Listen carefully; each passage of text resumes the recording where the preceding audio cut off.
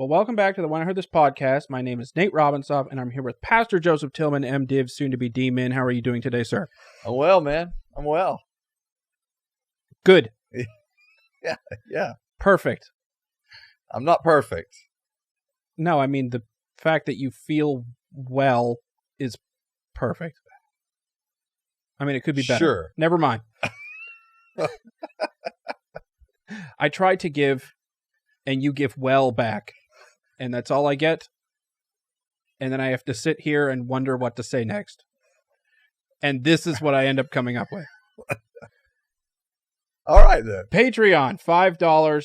You can follow the podcast on, I'm going to get it right this time, Facebook and Instagram at When I Heard This Podcast, and X, previously known as Twitter, at When I Heard This, and Locals, previously known as Locals, at When I Heard This. Today, Well done, sir. thank you. Yes. Today we are talking about the separation of church and state. Yeah. This is going to be fun. This is not going to go well for me. I already It's have a going to feeling. go great. I do hope some clarity comes out of this, but yeah, I'm already ready to get roasted. No clarity is going to come out of it A man can for hope. anyone. A man can dream, right? We'll see what happens. Okay. All right. So, Yep. what is the separation of church and state? Okay. So I'm going to slow roll the questions. Okay. All right. So I'm going to define the separation of church and state as what it is actually intended to be. Okay. So in 1802, Thomas Jefferson had just been recently elected president. Okay. And he is writing a letter to the Danbury Baptist.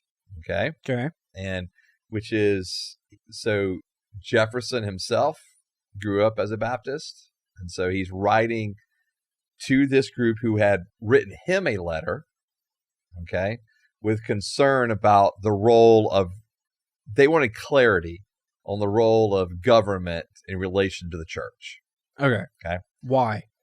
Because they were concerned that government would begin to encroach on the church. Okay. All right. And so they were concerned that as government grew, that it would eventually get to where it was encroaching on the church. So where Okay. it is today.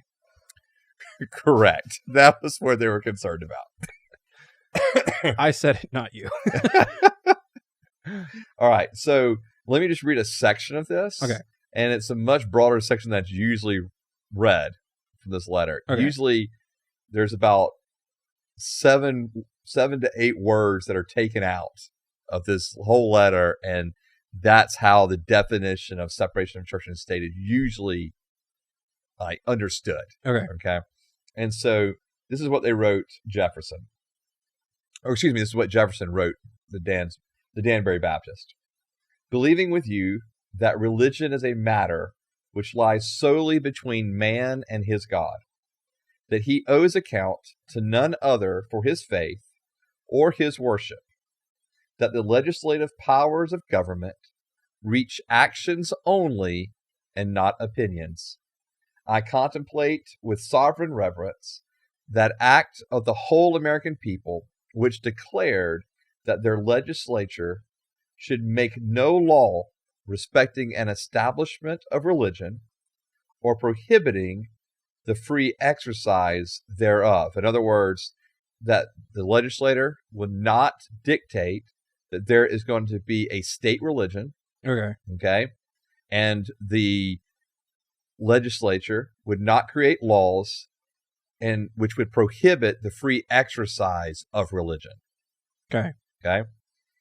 And then he says, so then Jefferson says this, thus building a wall of separation between church and state. Okay. All right. That is the original part of separation of church and state. So it's not found in the Constitution. That language is not found in any of the amendments. It's found in a personal letter from Jefferson to the Danbury Baptist. So there is no separation of church and state because it's not in the Constitution or in any or the Bill of Rights or anything. Right. So The government still could establish a state religion. but the practice of the First Amendment, right, Right. gives a freedom of religion. Okay. All right. So that couldn't. That is not supposed to be trespassed upon. In other words, the government's not supposed to encroach into that By making a state religion or or restricting your practice of your religion. Correct. Okay. Correct. Okay. And so thus this wall of separation between church and state that Jefferson is speaking of here in this letter is not to limit religious activities, and definitely not to limit religious activities in public. Okay. Rather, they were to limit the power of the government to prohibit or interfere with those practices. Okay. All right. And so, because remember, the context of the framers of our Constitution, of the founding fathers, and for the creating of the amendments, so their context is that they're coming from England, which had a state religion, Church of England. Well, the Church of England. Okay. Which was basically Catholic.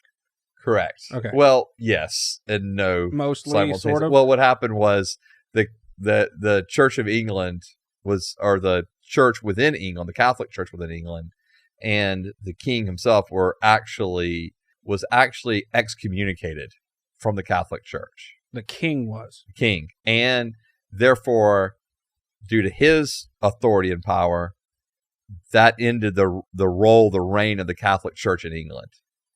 And it transitioned to just being the Church of England. Okay. Yeah. So the state religion in England was Christianity within this Church of England. Okay. All right. And it had its progressions. So I won't go through the history of the Church of England. But one of the things that unfortunately was happening was that there was an oppression and even a persecution against those who were not aligning themselves with the Church of England. So the traders of England that came over here and made America didn't want that to happen. Right. All Okay. of the traders. Right. Yes. The colonists. The colonists. The colonizers. Those terrible colonizers. Thems. Those guys. Yeah. Yeah. And so what they wanted to be sure was there was going to be no state religion. Right. And they wanted to be sure that for individual groups that wanted to practice their own religion, that they would have the freedom to do so. Right. Without being persecuted or without being labeled as, dissenting. Okay. And even if that meant we eventually got Mormons. Sure. Okay. Freedom of religion. Right. Right. Notice how I did not engage with you on that. All right. And so they do not want the government's involvement in their religious practices or in their beliefs. So for our founding fathers, the idea of a separation of church and state was never to create a chasm where the church couldn't have influence on government. But rather it was to create this chasm where government could not encroach on church. Okay. Because in today's society, when you talk about separation from church and state, right, most often the way it's viewed or understood is that the church should not have any influence within government. Okay. And so you'll even hear phrases like freedom from religion. Okay. And where, in other words, where the government should not, there should be no religious influence within government. There should be no intertwining between government and the church. So the founding fathers viewed it as the government oppressing church. Correct. And we now view it as church oppressing government. Correct. Yep. It's okay. Basically it's flipped. Okay. Yeah. Because remember, even for the founding fathers, many of them who actually were Christians, but even for those that were deists, they still had a sense of a biblical worldview and even an honoring of God, even if they themselves were not active participants in a Sunday morning gathering of a church. And so, Jefferson, for example, Jefferson was most likely a deist, but he referred to God and Creator all the time. And he had a biblical worldview. Jefferson's probably most well known for the one who cut out the words of Jesus within his Bible. And so he actually had just using the words of Jesus. So he kind of picked and chose what he went with. And so I wouldn't call Jefferson this follower of Jesus per se, this Christian, but Jefferson, without doubt, had a biblical worldview that was shaping his lens in which he believed that government should operate, that church should operate, and govern even some of his own morality. Do you think that there is a separation of church and state? I believe there should be, and I believe for the most part, yes. For the most part. Okay. For the most part. However... And you're thinking of it in the founder's point of view. That yes. Government does not oppress the church. Correct. Okay. Yes. So you don't think that happens very much?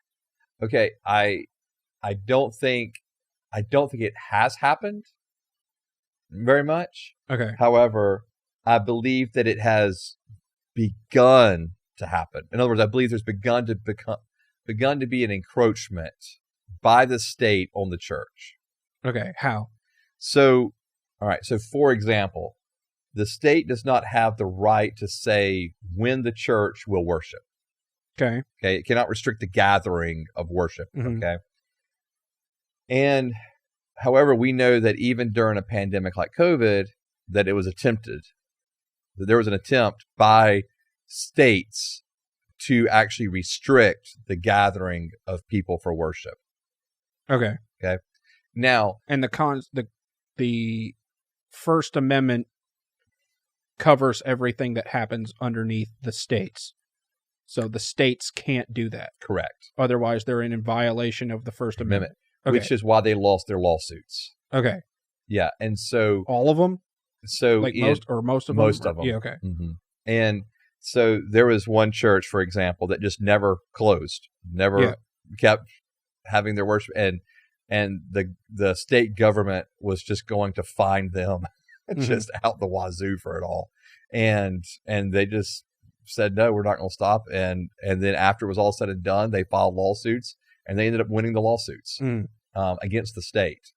And so, and listen, most churches, when the pandemic was happening, recognized the fact that for the safety of their people, we've got to reconsider meeting together, right? Or where it would be, because what only it would old look people like. come to church. Yeah, but it was a protection of everybody, right? And so the government has to give space for the church to be able to discern, right? And so, I mean, in the same way that they gave private corporations the ability to discern, right? The church has to have the same rights, and the state does not have, in the same way, the state or the government does not have the right to tell the church what to believe and what religious orders or what religious ceremonies to uphold. Okay. And you're pulling this all from First Amendment. I'm pulling, but even in Jefferson's letter, where he, like, in other words, if we're going to use Jefferson's letter now in court cases, we got to use all of it, not just parts of it. Okay. And I think it's a reach to even use any of it because he was writing a personal letter. Right. It wasn't like it was a state document. Right. And so, but if you're going to use any of it, then use the part where he talks about the fact that we will not get involved in now, they're okay. The church has always been okay with if there's a random sect that labels himself a religion that's actively harming people, right? Right. Sure, the government has to clamp down on that. No one's arguing that. But within its own practices and within its own opinions and beliefs, the church and the state or the government should be separated. Okay. The government should not be reaching in to tell the church how to practice their beliefs, in Mhm. other words, and even what beliefs to have. Okay, so the other way around then. The way the people view it now. Correct. Do you think there is a separation of church and state? Do I think Is that a correct way of viewing it? okay? Should it be viewed that way at all? Right. And is that In other words, is it okay if church is influencing government? yes. Yes. It's always been okay. Okay. Because it's okay for any religion. So there's people who don't think that should happen. Sure. So what is their argument and why are they wrong, I guess? Okay. Well, but so their position would be the fact that government and religion should never intertwine. Okay. Okay. And that religion is actually the danger to the government. Right. Okay. Where obviously when it was originally written, it was viewed as the other way around. That the government was the danger to the church. So couldn't religion be a danger to the government? Could religion be a danger to the government? Right. The founding fathers believed that a religious morality had to exist for our form of government to actually work. So beliefs and not practices. Right. Beliefs and not like things I do in the name of religion. Right. Like a moral worldview. Okay. Or a biblical worldview, moral Judeo-Christian worldview, whatever you want to call it. But the morals that are found within that Judeo-Christian worldview. Mm-hmm. And that's what I'm saying. I know all the founding fathers weren't Christians, but they all understood the importance of the morality of a Judeo-Christian worldview being the backbone of a country that is considered free and independent. This is that where you get to in the talking about this, where it's like you just have to trust me. I got you. Do you know what I mean? Yeah. Like they had a different worldview. Well, I wasn't around then, so Sure. I don't know what that worldview looked like. Right. And so what did they mean by all this? We can just guess. Yeah. Well, but you can extrapolate. No, you're not guessing. Okay. You're extrapolating it from their own writings. I mean, you can take the founding fathers' writings and just lay them out there, and it's pretty clear to see what they understood when they said religion. Okay. What religion was Christianity. Right? That's how they understood religion. Now, I'm not saying Right. they all practiced it or they all followed it, but that's what they understood it to mean. Because there's Satanists now Sure. that want to put a bunch of stuff that you don't like underneath the like religious freedom in Sure. the religious freedom column, Right. like abortion, which Okay. I assume you don't like. But that's not. And so if they want if the government is not supposed to tell you not to practice your religion, Uh-huh. then why are they allowed to tell them they can't practice theirs? Okay. So I think we're making distinctions here too, Okay. right? Between religious practices, okay, and ethics and morals and values, okay? So And okay. so what I'm saying is, so that's why I was pausing for a second because we always have to allow, like, this isn't just Christianity should be allowed to have freedom of religion. This is any religion should have the freedom of religion. Okay? So the Satanists, the Muslims, the Hindus, they all should have the freedom to worship their God or whatever they choose to worship. Mm-hmm. They have the freedom to do that. As long as it's not, and that's where they were talking about earlier when Jefferson's writing with the Danbury Baptists, as long as that the practices, the actions are not causing a civil discourse. In other words, not civil discourse, but not causing like civil, basically breaking the law in civil action. In other words, so like if your religious practice encroaches on my religious practice, then that's not allowed. Yeah, it's like, so for Like, example, you can believe whatever you want to believe, Sure. but if your religion is telling you to kill me, correct. There we go. then we stop you. Correct. Okay. That's correct. Because you can go over here and worship and do Yep. whatever you want and pray that way, Sure. and I can go pray this way, Absolutely. and that doesn't hurt anybody. Absolutely. But if okay, Yeah. So for example, we break this down to like a practical part of like a local school, right? okay, So I'm in a local school, and they've got their, Bible clubs or church clubs, that are happening before or after school hours, right? And they've got a teacher, sponsoring it, that kind of thing. Okay. And so you got all these various clubs. What I'm saying is you've got to allow for all of it, right, not just the Okay. Christian club. You've got to allow for the Muslim club, the Hindu club, the Satanist club, the Wiccan club, right? Like Okay. you got to allow for all of it, is what I'm saying. As long as within those contexts that like physical harm isn't Right. occurring to people outside the group or That within the group, that the Christian kid isn't beating up the Wiccan kid because right? because Of what that's right. Okay, Right, they were All right. told to do that. Yeah, okay, yeah. So I think what's happened in the landscape now is that idea that freedom from religion instead of having the freedom for religion. And so now it's like, all right, we want to remove all religion and deem the government as only secular. right, Okay. The problem with that is that you've got the government itself is not just this government enterprise. It's ran by individuals. Mhm. All right. In other words, there's individuals that are at play in it. We're electing politicians, right? And so we're having a part to play in who's our president and who's our congressman. Right.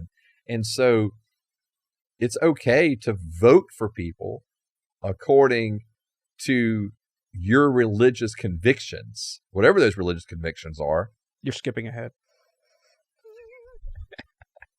I was trying to slow roll it, but So, whatever. Here we go. But keep going. yeah, so we're trying to allow the space for people to be able to have a religious influence in their voting.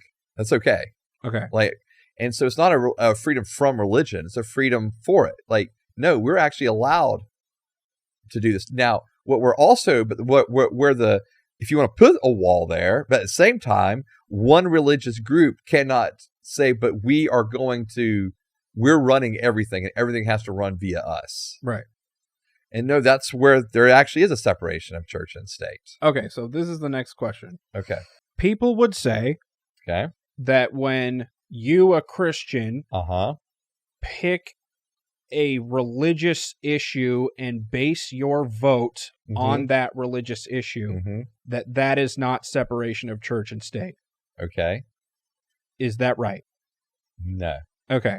It's completely Because people would say that you're only voting that way because of your religion. sure. And What's wrong with that? Oh, okay, explain. In other words, we're in a free country. Right. We can vote however we choose to vote. Okay. No one should be able to dictate to anybody else how they should or should not vote. That's part of being a free country. So Even if they're voting according to their religion, because whether it's according to one's religion, whether it's according to one's philosophy, Mhm. we're all voting according to something. Like something's driving us to vote a certain way. And so whatever we are deeming as the greater goods to be championed for, that's how we're going to vote. Unless you happen to know a candidate personally and you really like them and you're going to vote for that candidate. right, and they're giving you a lot of money to vote for them. And Well, Yeah. and that can happen too, they're right? making a huge contribution to your charity. Yes. And so, but my point is that's part of the freedoms that we are granted in our country.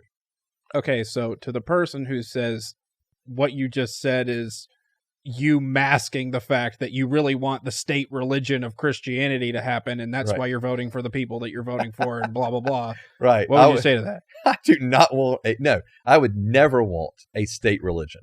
Okay. Not of Christianity, not of any kind. Do not want a state religion. Okay. Because then it is being forced upon people.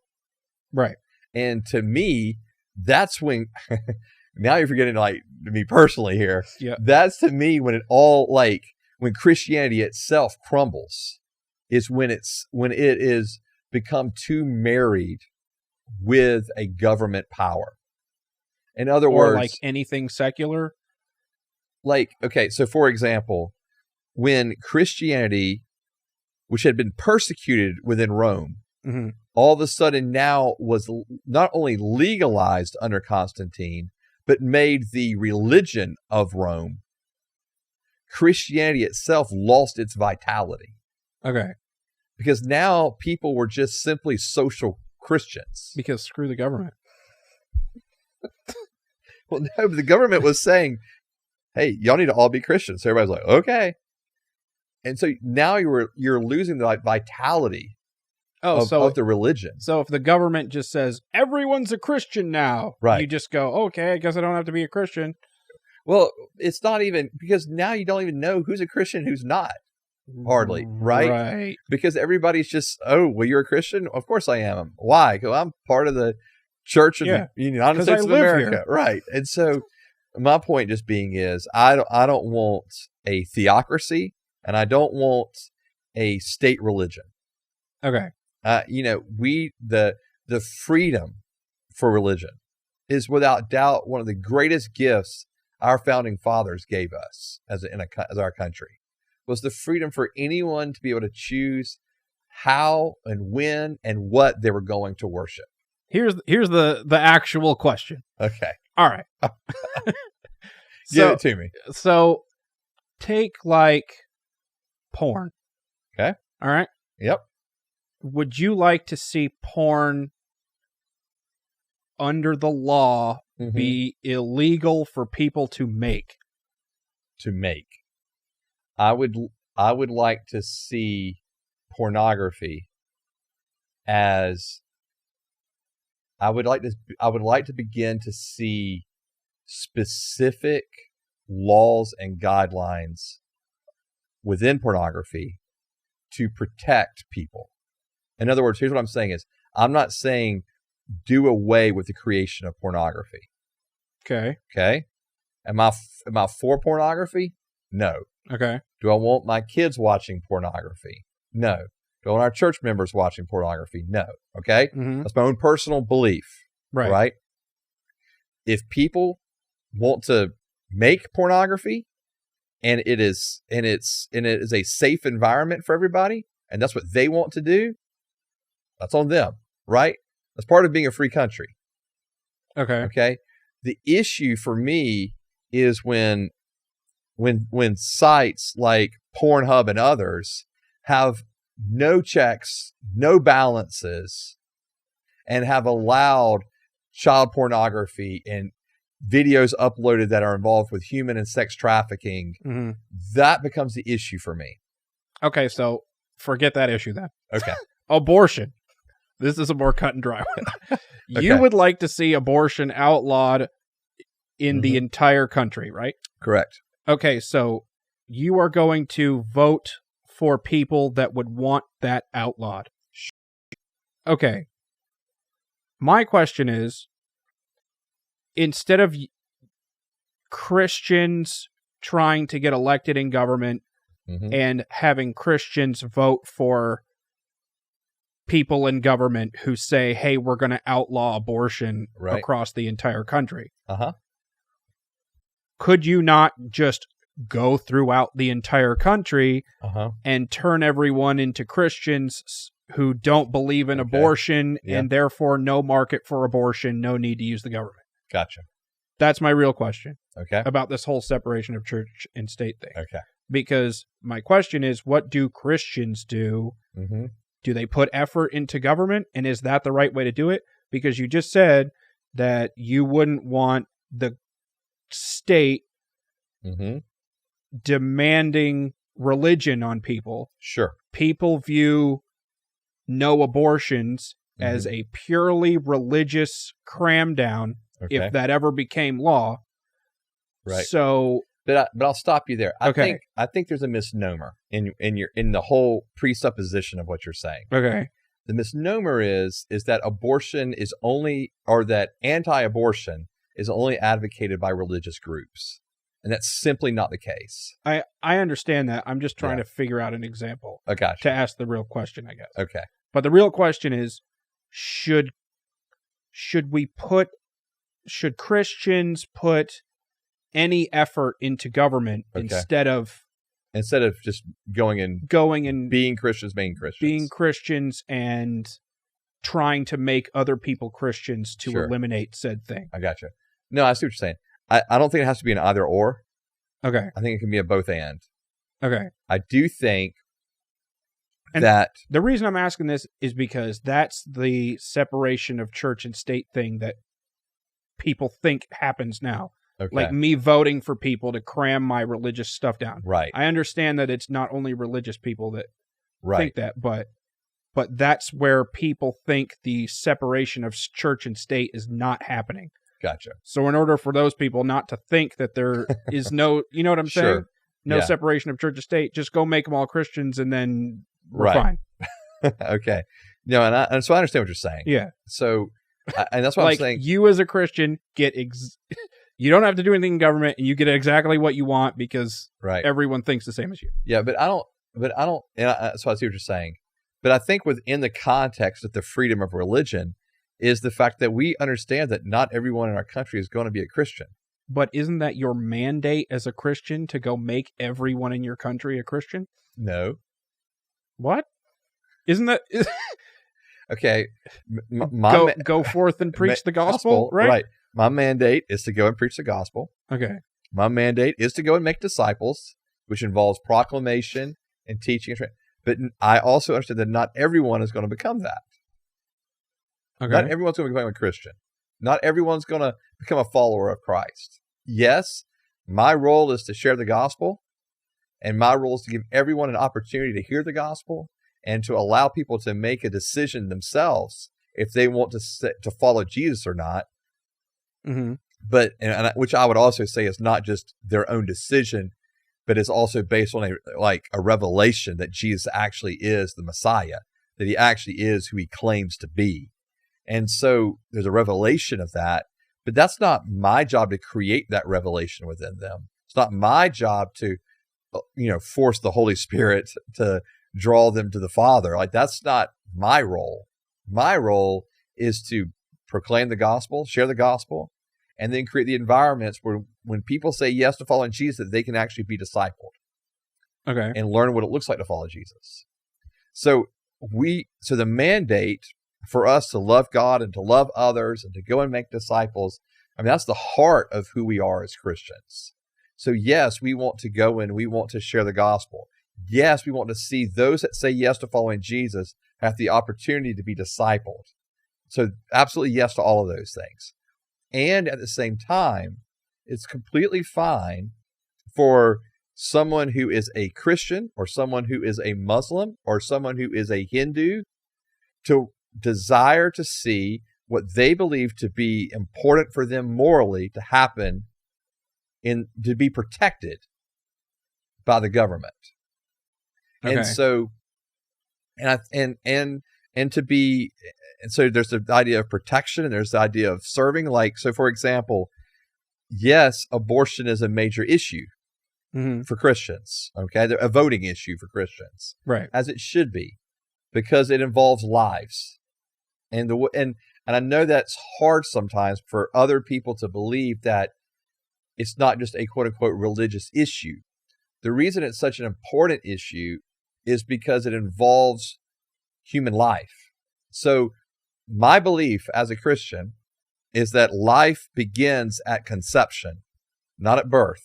Mm-hmm. And so because I believe that life begins at conception, therefore, I'm going to champion for that life.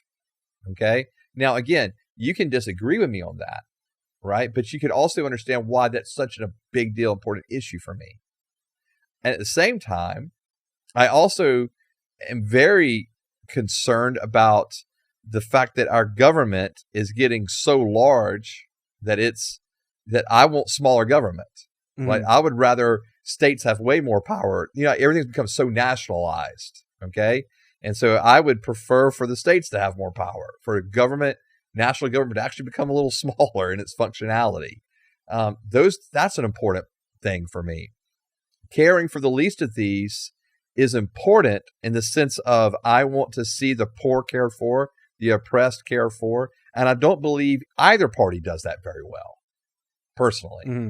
And so I don't think there's a party for the poor, for example, because it's not good enough to simply just, and I understand that one party is kind of always, the Democratic Party is always seen as connected. It's because they don't vote. It's what? They don't vote. The poor? Yeah. Yeah. The homeless people don't vote. Well, I think that is true. That has been true to a degree. And I think it's changing. Mm-hmm. I think that's good that it's changing. But what I'm saying is too, that just because one party is fighting for, welfare and for handouts and things like that, like, I don't know if that's necessarily helping poverty is what I'm getting to. Mm-hmm. Because I think poverty is I think it's a big business for government on both sides. Mm-hmm. I think both sides are getting wealthy, if you were, off of poverty. And so would I like to see government actually do things on a more grassroots level it's like backing it up several stages to help people get out of the cycle of poverty? Yeah, I would. And so there's a lot of issues that are important for me, but obviously when we're talking about going back to the issue of abortion and about life, like that's always going to be a primary issue for me. Mm. If we began having discussions on the other end of life, not just the beginning of life, but the end of life. So when we start talking about like things like euthanasia, kill them. I'm just as passionate about that as I am for the abortion. I want there to be an honoring of the sanctity of life from the time of conception to the time of death. And so for me, that is, yes, that's the abortion. Yes, that's the caring for people through the course of their life. Yes, that's protecting them and guarding them and ensuring that we have that our country itself is protected. Right? That's a big role of the government. Mm-hmm. And all the way up through death. And so I would, the same way that I'm fighting against abortion, I would fight against. We must protect death all the way till death. Protect life all the way through death. I don't want there to be abortion. Mm-hmm. And I don't want there to be euthanasia. Okay. And I think we have to value the sanctity of life from conception to death. And so for me, I want candidates that will stand on that platform. Okay. Even though I fully and completely realize that those candidates themselves may have no even interest really in those platform issues. Am I getting to the heart of the question you're asking? My question really is, which I guess you answered, and so I will try to sum it up, I guess.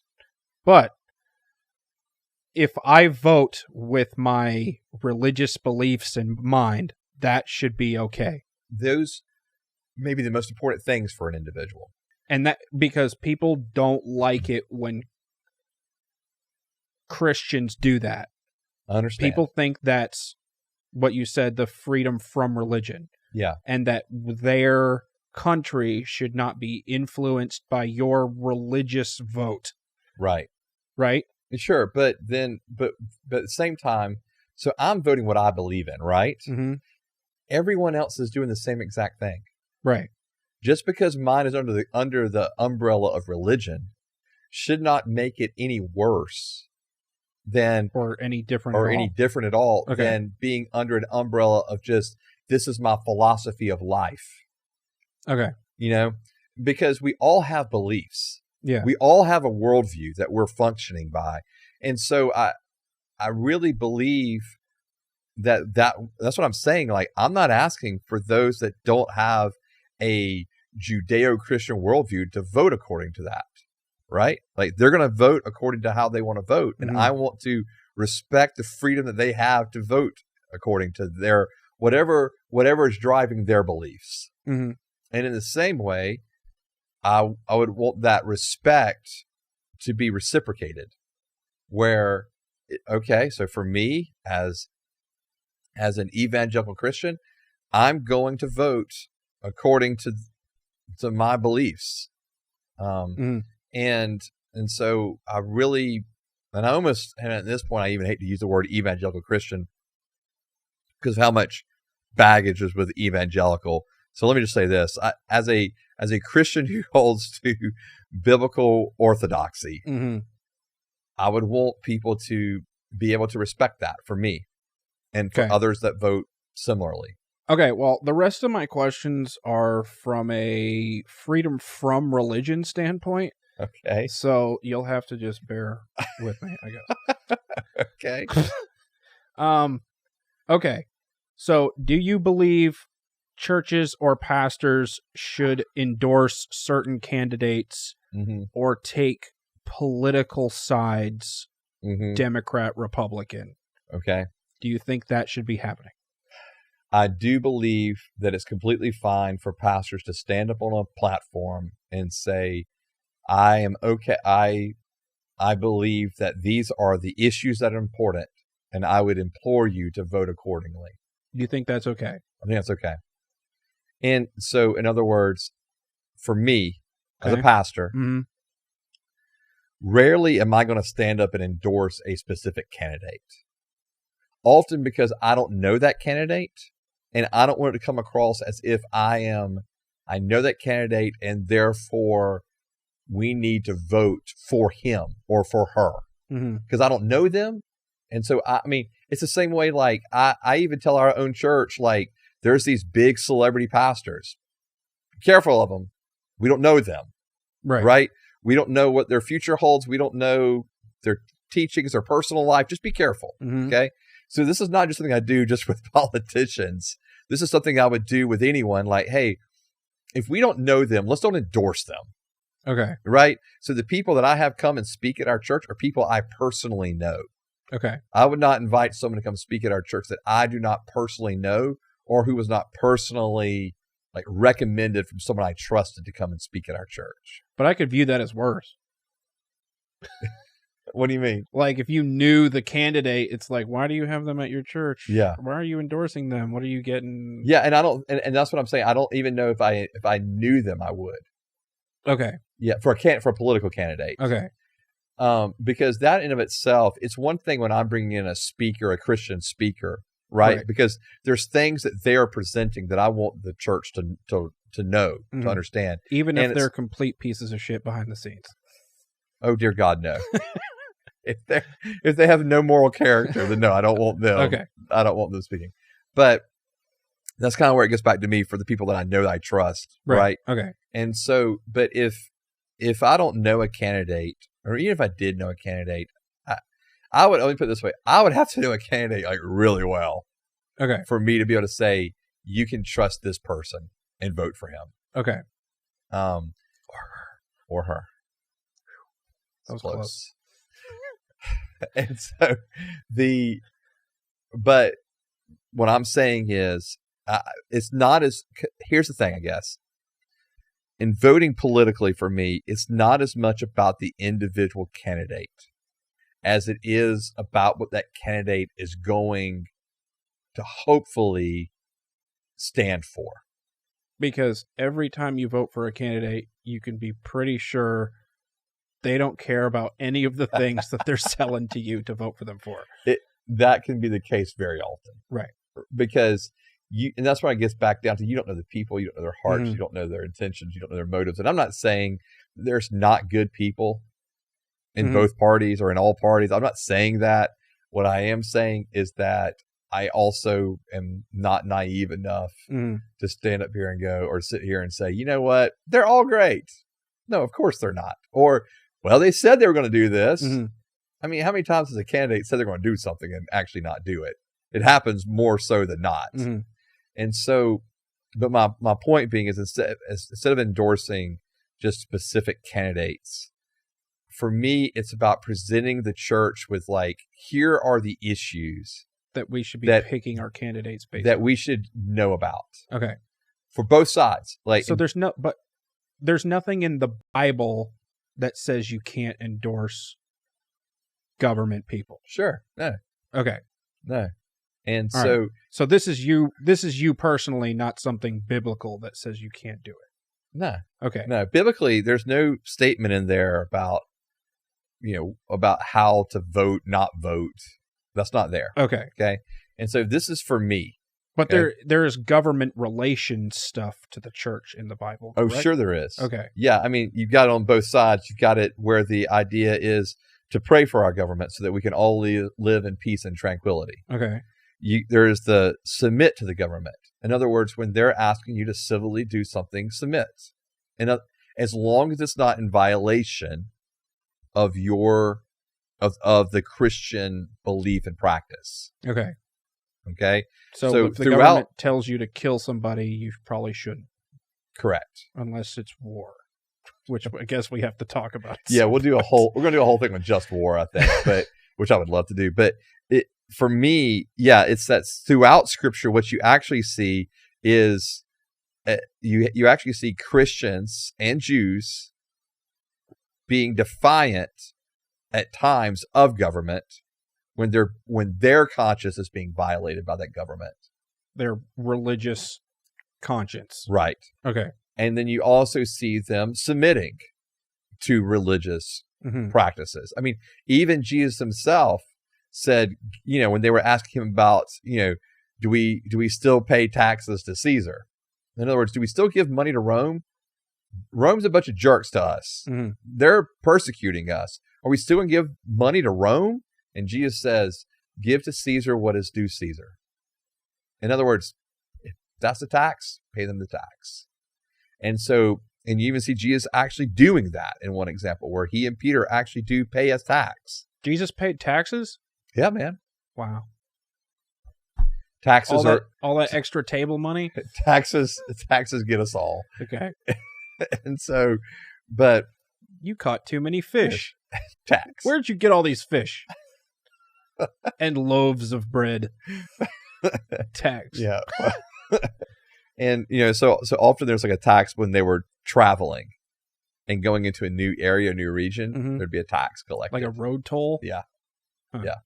And so, but my point being is, so in the scriptures, you have the submitting and honoring to government as long as they're not violating your Christian conscience. Mhm. And then there is the call to, no, it's okay to stand up for your Christian conscience in defiance of the government. Okay. So if the government was to come in and say, you can't worship anymore, you can't gather anymore, it's okay to protest that, to fight that, to be arrested for sitting in and going, no, we will not bow down to this. That's all okay. My position as a pastor is that I want our church to be informed. I want them to know, hey, biblically speaking, these things matter or Mhm. should matter to us. Hmm.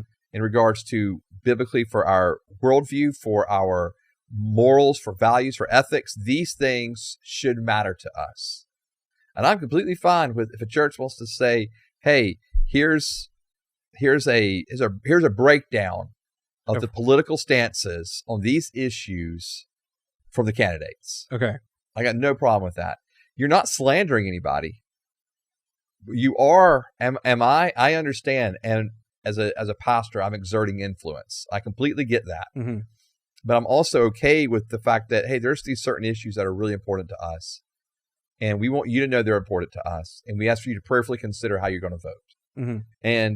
But it doesnment mean we're going to throw you out of the church if you don't vote our way. You're skipping ahead again. Sorry. And so, I want to make sure that I'm presenting the best that I can, biblical and pastoral guidance to our people When it comes to voting. without telling them you've got to do this Okay. or else. So is it okay for churches to hold campaign events or rallies or voting inside Okay. their buildings? Is that anti-biblical? I see what you're saying. Would Jesus come flip tables if that was happening? I would have a really hard time. I would not personally. I would not be okay Okay. with campaign rallies being held in our church by candidates. Okay. I would not feel comfortable with that. What about like in the fellowship hall? No, not even in the fellowship Okay. hall. I would not personally. That's me, Mhm. Joseph speaking. I would not feel comfortable with that. Mhm. Okay. I believe that there's plenty of venues in the that are not religious venues that you can hold those things in. Mhm. And the reason why, again, because I'm completely fine with saying, here's the issues, right, that I believe are important to us. I ask you to prayerfully consider. But I'm also completely, like, I understand there's going to be people that don't vote according to the way that I would vote. Right. But the reason I don't want the candidates to come in is because I don't want that to become a divisive issue. Mhm. Because as much as I love our country, okay, and I do, and as much as I believe that we should, I mean, we have a gift in our country to be able to vote. That's a gift, okay, that a lot of our countries do not have and wish they did have. And so we get to vote, and that's a privilege that we have to vote. And as important as all that is to me, the kingdom of God is still more important. Mhm. So I don't want to create a separation. I don't want to create a separation or a divide within our own church based upon political lines. Okay. I would not want to do that. And so that's what I'm saying, that I would not feel comfortable with holding a campaign rally or candidates speaking. I mean, it's almost like if you're going to do that, you better have both parties, right? You have a senator come, you better have the senator from the Republican Party and senator from the Democratic Party. So you're okay with holding debates in the church? Well, I wouldn't even do that. Okay. I'm just saying, if one was to do that, that's what they would bet. That's what they should do. Okay. Okay. I don't feel comfortable bringing in politicians, that kind of stuff, because I don't think that's what the church space is for. Okay. Largely. Okay. But am I okay with like a church being a voting station? Sure. That's fine. Okay. As long as, there's there's no division happening there. No, people are just casting votes. Okay. We're not telling people who to vote for. Right. It's just if our city government came to us and said, hey, we are in need of a poll place, y'all's location works well, would it be okay if we hold voting here? Mm-hmm. I would say sure, no problem. Okay. I mean, as long as our board was okay with it. Yeah. But yeah, I mean, that would personally for me not be an issue. You mentioned the things that you would hope, the issues that you would hope Christians care about the most, given our current time, because sure. I assume it changes. Sure, it does. Okay. Yeah, absolutely, it does. Changes because things come up and things go away. Absolutely. Not because Christianity changes, I guess. Right. Correct. But so right now, what are those things that are really important? Yeah. Okay. Voting wise. Yes. So I think things such as abortion. Okay. Okay, which I think we've talked about, and it's yes, that's an important one for me. I would want there to it's important for me to know that candidates are not going to try to get government so big and so involved that they would deem Christianity or any other religion a threat to the government, and therefore try to come down on the beliefs of that religion. Okay, so for example, if I believe in marriage being just between a man and a woman, and therefore in our churches we only allow those types of weddings, I would want to be sure that would be protected. In the same way that a church that has the complete opposite view of that, right? So for as far as they're concerned, whether it be man and man or woman and woman, that's what they're okay with, those marriages happening in their, wedding ceremonies happening in their churches, that's protected as well. I never understood this. Yeah. Like why would you want to get married by someone who doesn't want to marry you? Yeah. Yeah, I don't know, but it's a real thing. Like churches literally are having to go to court over this stuff. Yeah. And so I guess for me, it's like those protections, right? That there can still be religious expression, especially within the church sphere. I mean, in our own buildings, much less in the private sphere. I just think rights should be protected. And so, I mean, that's important for me.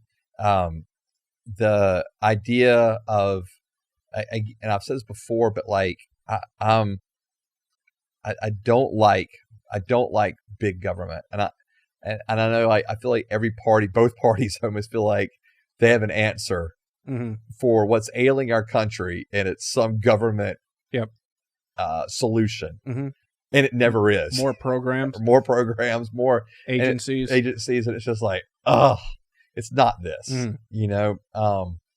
and so but I also understand that I have so many things are important, but it is hard.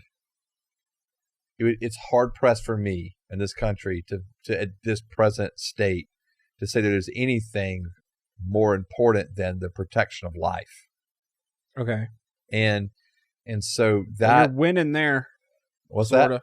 that? Yeah. I mean, well, and I think that, obviously grateful for it, but obviously there's still the working out of it. There's working out of what these protections look like. I'm thankful for the states having, this is what I would prefer, right? States being able to have the call on it. And so that's a question, I guess. Yeah. Would you, other states are doing it. Will you stop there as a Christian? What do you mean, will I stop there? Like, the states can decide what they want to do with abortion. Sure. So, will you live in Georgia, will you fight for only Georgia, or do you want the federal government to do something? No, like, so now that it's down to the state levels, right? So now it's about every state. Okay. So right now you don't want the federal government to say no abortions in everywhere. Okay. I would not. I mean, obviously, I would not mind the federal government stepping in and saying, we're going to protect these lives. Okay. Because that's the separation from religion that everybody thinks is happening. Correct. Okay. And so for me, and again, there's people that can disagree with me, right? And that's part of the landscape we have in our country, is people to disagree on these things. Right. Okay. And I don't understand why it's deemed as so horrible to have these different opinions, right? Now I understand the topic is touchy, right? I get all of that. I get the fireworks from both sides, okay? But all I'm saying is that's part of the beauty of the landscape of the country, is to be able to have that discussion. Do I prefer it in the states and then the states make the decision? Yeah, I do prefer that. Okay. And again, because anytime we get anything out of the national government doing things, you just get more. I want more things stripped from them, and so at least now you're dealing with it within states. And so I am thankful for that. Me personally, as someone who believes life begins in conception, obviously I would like life to be protected by even our national government, but I'm more than happy with the fact of where it is now with the states and allowing the states to make their decisions, because then you're going to get I want to fight for life in any state, that regardless of demographic, right? So I am okay with there being protests outside of abortion clinics and those kind of things, because you still have the right to voice your opinion. And again, that goes for both sides, right? Everyone still has the right to voice their opinion, but I will always stand with those that are fighting for life. And again, for me, in my perspective, life begins at conception. So that's at the point at which I'll fight for it. The church's tax exempt status. Where do you see that falling within the line of separation of church and state? I mean, it's an interesting one, right? Because the tax exempt status was given to the church based upon the church being a charity, basically. Okay. Right. In other words, so it's a nonprofit.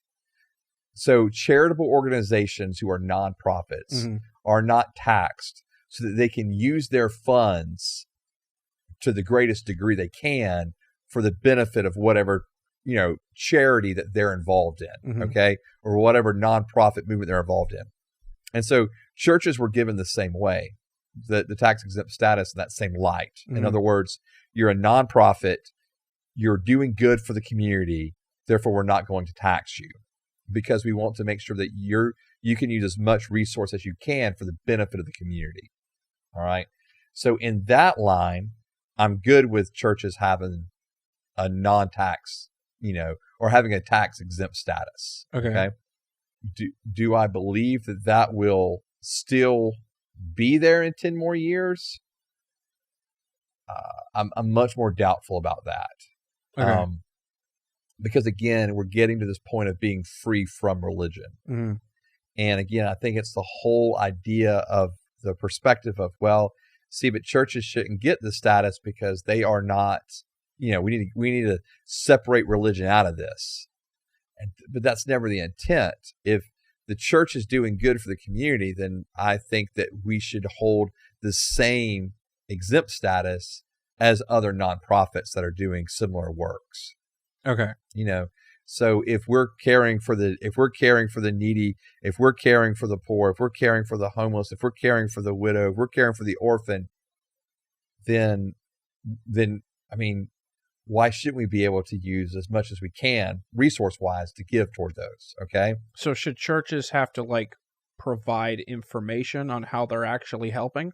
Sure. Do they do that already? It's one of the things that's really kind of come down Okay. is on a lot of churches where it's like, no, we need to see a full audit of how you're spending.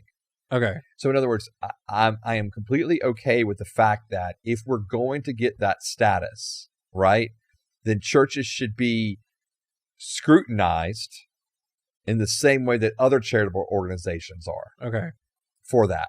Now, I don't believe they should be targeted, which Right. has happened some, but I do believe, but I also understand, when I look at some of the churches and ministries that were targeted, I get why they were targeted. Mhm. It looks a little shady. Right. Because, man, y'all got really nice buildings and your pastors have really nice cars, and how do they have a jet? And, I get all that. Mhm. And so that's why I'm saying, if you're going to receive that benefit from the government, then I do think that you should It's completely within the government's purview to ask you say, for- hey, okay. we're providing you with this. Yeah. We just need to ensure that you're doing what you're saying you're doing with Okay. the money. And that would be the same for any organization.